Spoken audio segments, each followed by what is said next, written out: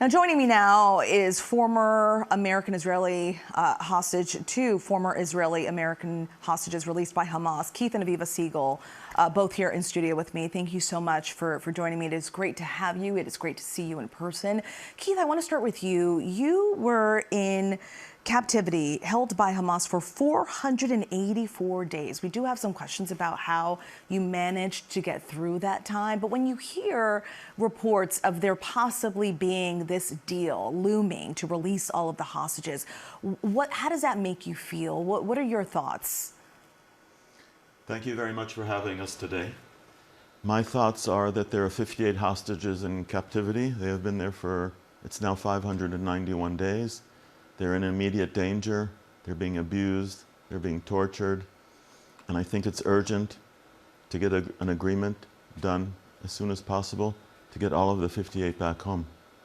And you were there at the height of fighting. Can you just give us some insight into as to what the remaining hostages are dealing with right now? What were the conditions like for you while you were there?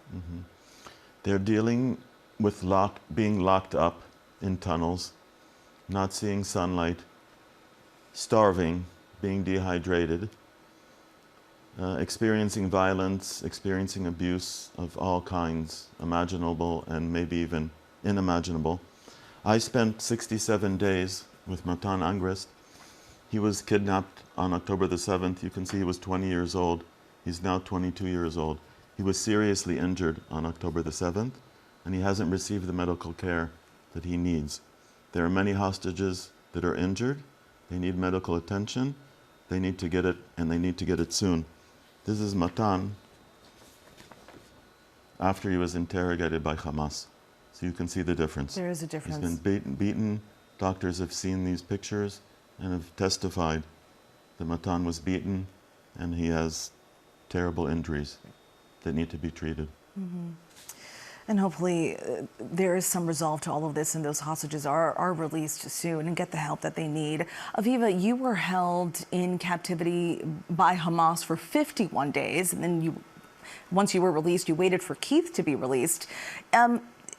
We know that there was a New Jersey man, a young man, Idan Alexander, who was just recently released, grew up in New Jersey, dual citizen.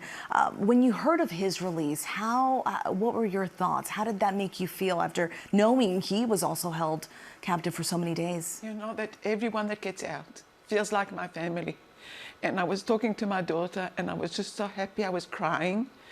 I was very emotional because I know what they're going through and what Idan Alexander went through in Gaza. And I just felt like that I gave birth to him. I don't know how to explain it in a different way, but I just want to say that Gali and Zevi, they're two twins from the same family. They're 27 years old and they need to come back to their family. And Alon Oil, he plays a piano and he's just the most sensitive person in earth, and we need them all back. But I just want to remind everybody that Hamas is responsible. I was in Gaza while we were in a building and we were told to leave the building because they're going to bomb the building. And we went out with all the people from Gaza because we were looked after and they were looked after to leave. The Hamas are keeping the kids in dangerous places. War is a dangerous place. People can be killed. They need to listen. Hamas needs to listen and get Gali and Zevi and Alon and Matan and Omri and all the hostages out, and then we'll leave them to live. They need to live there. The ordinary people, the simple people in Gaza, they need a life, just like we do. And I want to say, by Keith and I being a hostage and now fighting, and that's the only thing we do to bring these hostages home, that means a lot. We haven't even gone back to our life. That's all we do. Talk about Gali and Zevi and Alon and Matan and Omri. There's fathers with kids.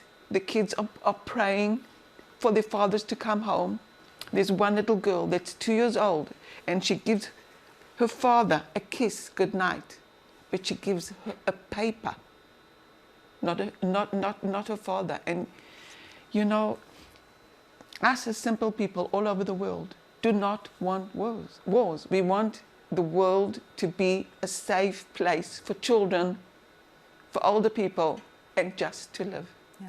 I would imagine you both can't heal, fully heal, until these hostages are returned home, these families that are waiting to have that sigh of relief, knowing that they're back, like Eden Alexander's family. One of our correspondents, Matt Gutman, actually spoke with Eden's family. We have a clip of that. We want to toss to that so you can listen to it.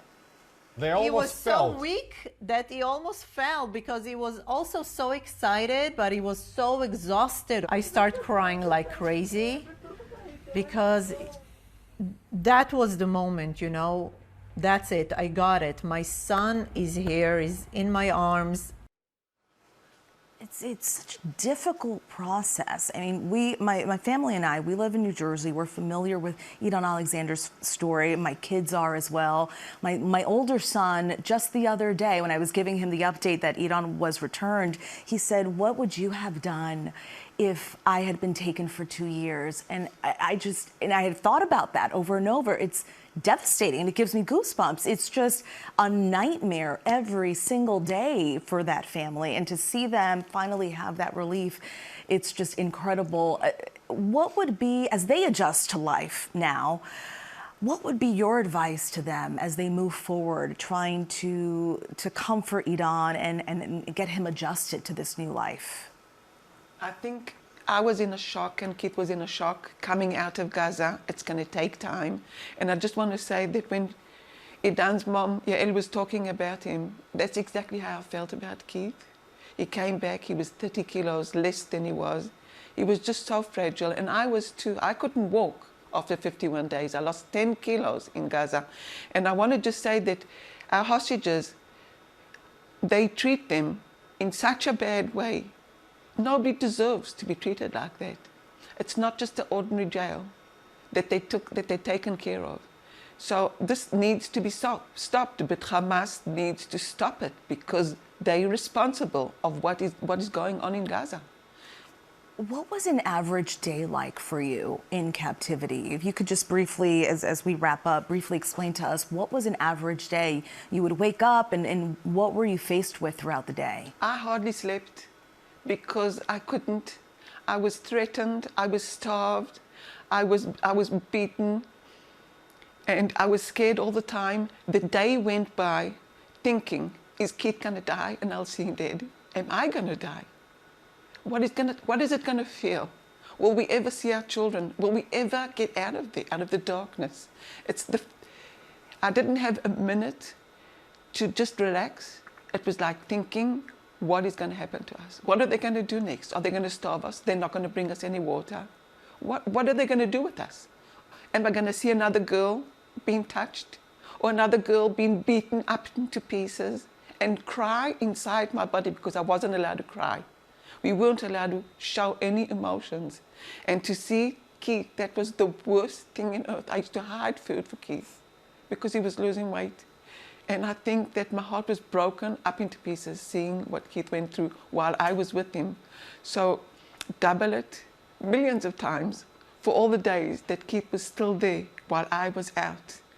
I was worried, and I'm just thinking about Gali and Zivi's parents, and Alon and Matan. They are doing everything they can to bring their loved ones back, and we need to wake up this world and say people are not allowed to do everything they want to. It needs to stop.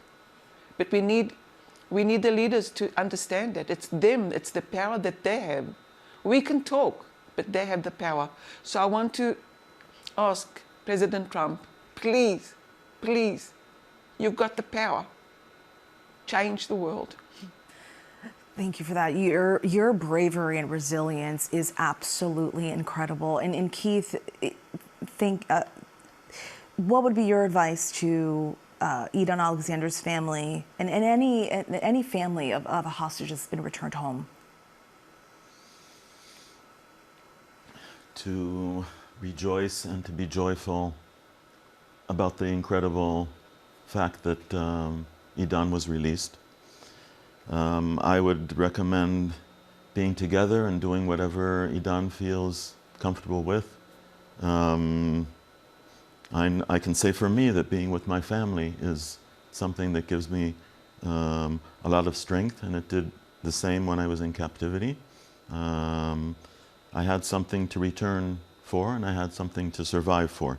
And that was what actually helped me enormously to cope with the situation, knowing that I must survive, that I must get back to my family. And I feel the same about the 58 hostages that are still there. And Aviva and I are trying to do whatever we can, whatever we're able to do, to make that happen. I urge President Trump, I urge Prime Minister Netanyahu, I urge the mediating countries to all move the negotiations forward, get an agreement, get the 58 hostages home, and bring an end to the war. Keith and Aviva Siegel, thank you both so much for being here. It's so great to see you in person, and thank you for your ongoing fight. Thank you Appreciate very much. Thank you so much.